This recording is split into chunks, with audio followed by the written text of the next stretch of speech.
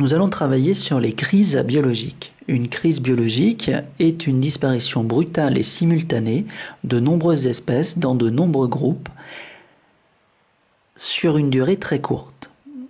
Lorsqu'on regarde le registre des fossiles à la surface de la Terre, on s'aperçoit qu'à certaines périodes, on retrouve une diminution extrêmement importante du nombre d'espèces à la surface de la Terre. À chaque fois, on a essayé de faire le lien entre la disparition de ces espèces et des événements géologiques. La première crise de grande ampleur est la crise ordovicien-silurien. À cette époque, une grande partie des continents se situe au pôle sud. Cette position permet le développement d'une grande calotte polaire et modifie le climat de la surface de la Terre avec un refroidissement généralisé. La grande majorité des êtres vivants, essentiellement aquatiques, n'y survit pas.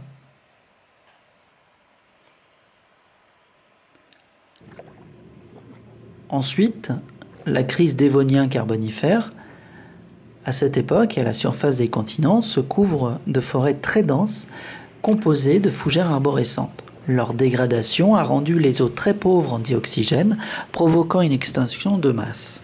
Les couches géologiques du Carbonifère étaient exploitées car très riches en matière végétale fossilisée, le charbon. Vous pouvez voir de nombreuses fougères qui, à cette époque, faisaient la taille d'arbres. La crise Permien-Trias. Les hypothèses actuelles sont l'éruption d'un supervolcan en Sibérie qui a rejeté 3000 km3 de lave. Ces rejets ont modifié l'atmosphère et l'ont rendu irrespirable. Une météorite, mais aucune trace n'a encore été trouvée. En parallèle, dans un film, on imagine l'éruption du supervolcan qui se situe sous le parc naturel de Yellowstone aux États-Unis.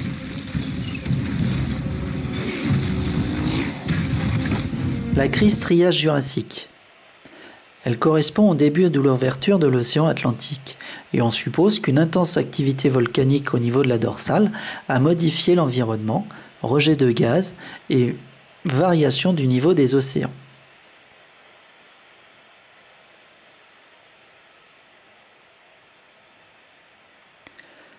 La crise Crétacé-Tertiaire. On a retrouvé dans le golfe du Mexique les traces d'une météorite. Elle a généré une catastrophe à l'échelle de la planète et les dinosaures n'ont pas survécu.